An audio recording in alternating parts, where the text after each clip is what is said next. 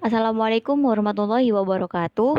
Nama saya Nadia Fatima Pratiwi, NIM 20317100036 dari Prodi Teknik Kimia. Kali ini saya akan menjelaskan tentang analisis penggunaan energi, kenyamanan pencahayaan, dan beban pendinginan di rumah kos. Nah, topik yang akan saya bawakan kali ini, yakni pertama ada pendahuluan berisi tentang, yang pertama yakni penelitian yang sudah pernah ada, lalu tinjauan pustaka, lalu ada audit layout dari bangunan di berbagai bangunan, lalu ada metodologi dari percobaan, ada penelitian hasil dan pembahasan dan kesimpulan yang melakukan penelitian tentang IKE di RSC Profesor HB Saanin Padang. Lalu yang kedua, ada penelitian dari Catur, Dian, dan Herwin yang melakukan penelitian mengaudit energi di gedung kampus Dian Nuswantoro, Semarang. Lalu selanjutnya ada penelitian dari Elita yang melakukan penelitian tentang penggunaan energi listrik di silo yang akan digunakan sebagai ruang kelas di Universitas Internasional Semen Indonesia. Tadi kan saya sudah menyebutkan ada IKE atau IK, lalu ada audit energi bangunan. Apa sih IKE dan audit energi bangunan itu? IKE merupakan besar energi yang diperlukan suatu bangunan gedung per luas area yang dikondisikan dalam 1 bulan atau per tahunnya. Area yang dikondisikan sendiri yaitu area yang diatur temperatur ruangannya sedemikian rupa sehingga memenuhi standar kenyamanan dengan udara sejuk disuplai dari sistem tata udara yang berada di gedung tersebut. IKE biasanya dijadikan sebagai acuan untuk melihat seberapa besar konservasi energi yang dilakukan gedung tersebut. Bila industri pabrik, istilah yang digunakan biasanya adalah SEC atau Specific Energy Consumption. Selanjutnya ada audit energi bangunan. Apa sih audit energi bangunan itu? Audit energi bangunan merupakan salah satu langkah manajemen energi yang dilakukan untuk meningkatkan penghematan energi dari suatu bangunan tersebut. Audit energi meliputi analisis profil penggunaan energi, mengidentifikasi pemborosan energi, dan menyusun langkah pencegahan dari pemborosan tersebut. Dengan adanya audit energi ini, dapat diperkirakan energi yang akan dikonsumsi, sehingga dapat diketahui penghematan yang bisa kita lakukan.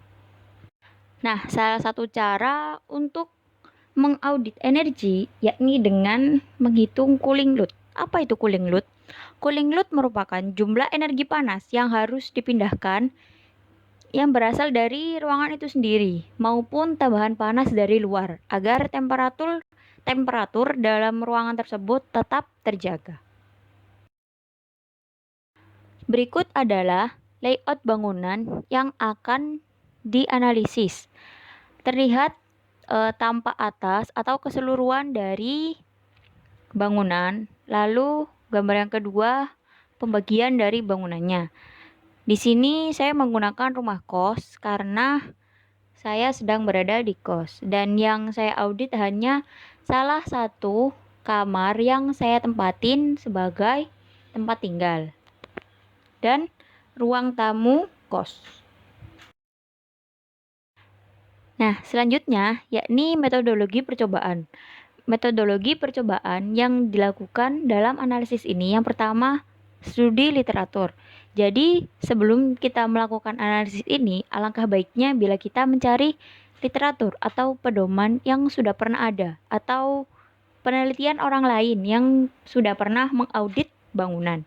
Yang kedua yakni pengumpulan data.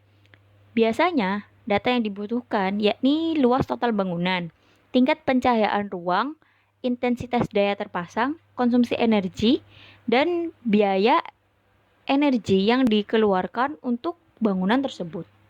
Setelah kita memperoleh data tersebut, kita melakukan perhitungan data.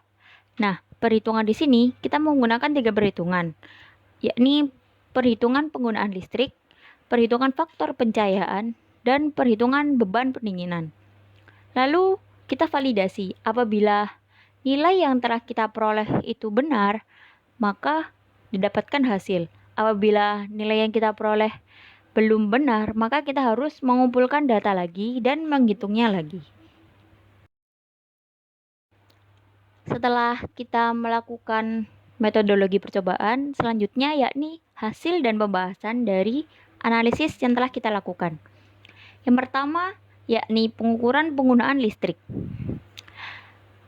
Untuk kebutuhan listrik di satu kamar kos, paling banyak yakni untuk kebutuhan sehari-hari.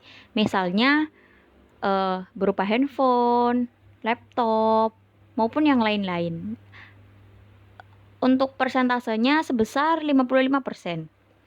Lalu selanjutnya ada 43% untuk umum. Umum ini maksudnya lampu, kipas angin, AC, atau yang lainnya. Lalu 2% untuk dapur. Kenapa ada dapur? Karena kita memakai Magicom. Lalu biasanya ada heater. Karena di sini saya tidak menggunakan heater, jadi yang saya hitung hanya Magicom. Dan itu cuma memerlukan 2% dari 100% penggunaan listrik yang saya gunakan. Secara perhitungan, seharusnya biaya listrik yang saya keluarkan selama 1 bulan yakni 62.274. Sedangkan biasanya saya hanya membeli token listrik sebesar 50.000 yang bisa digunakan untuk 1 bulan, bahkan lebih. Artinya, dalam hal ini, penggunaan listrik di kamar kos ini atau tempat tinggal ini sudah menunjukkan penghematan, yang artinya kita dapat menghemat listrik walaupun sedang di kos. Selanjutnya yakni hasil dari perhitungan faktor pencahayaan. Faktor pencahayaan di sini terdapat 2, daylighting factor sama artificial lighting factor. Nah, yang daylighting factor saya hanya mengukur di kamar kos karena daylighting factor itu diukur di dalam ruangan yang memiliki jendela. Nilai yang didapatkan untuk TUU sebesar 0,89% dan untuk TUS-nya 0,5%. Menurut standar SNI, untuk tempat tinggal, nilai TUU yakni sebesar 0,875%, sedangkan nilai TUS sebesar 0,4%. Dari hasil yang didapatkan dan standar SNI tersebut, nilai yang didapatkan untuk daylighting factor di dalam kamar ini sudah sesuai dengan standar SNI. Lalu selanjutnya ada artificial lighting factor. Artificial lighting factor ini yakni pencahayaan buatan yang diukur dengan lampu pada saat malam hari. Nah, di sini saya memakai 2 tempat, kamar tidur dan ruang tamu. Nah, nilai artificial lighting untuk kamar tidur sebesar 70 lux, sedangkan untuk ruang tamu hanya sebesar 52,5 lux. Nilai artificial lighting sesuai standar SNI untuk kelas yang digunakan untuk tempat belajar yakni sebesar 250 lux. Dari hasil tersebut dapat disimpulkan bahwa nilai yang ada belum sesuai dengan standar SNI atau ruangan tersebut belum bisa digunakan untuk kelas. Selanjutnya yakni perhitungan beban pendinginan. Bisa dilihat dari tabel tersebut ada perhitungan tentang bahan-bahan yang ada di satu kamar kos. Ada tembok, lalu ada jendela, ada atap, dan lain-lain. Nah, di sini kita asumsikan bila kita memakai AC dengan watt 400, maka Q yang dikeluarkan itu sebesar 1308 watt. Sedangkan Q total yang kita hitung untuk satu ruangan ini hanya 496,067. Yang artinya bila kita akan memasang AC dengan watt 400 itu, maka akan memungkinkan karena nilai Q yang dikeluarkan dari AC itu lebih besar daripada Q total. Nah, setelah itu dapat disimpulkan bahwa yang pertama, pengukuran penggunaan listrik. Penggunaan paling besar yakni untuk kebutuhan sehari-hari sebesar 55%. Penggunaan listrik ini cukup hemat karena kita bisa menghemat sebesar 12.274. Yang kedua, pengukuran faktor pencahayaan. Untuk nilai dielecting factor itu sudah sesuai dengan standar SNI. Namun untuk artificial lighting factornya belum sesuai dengan standar SNI.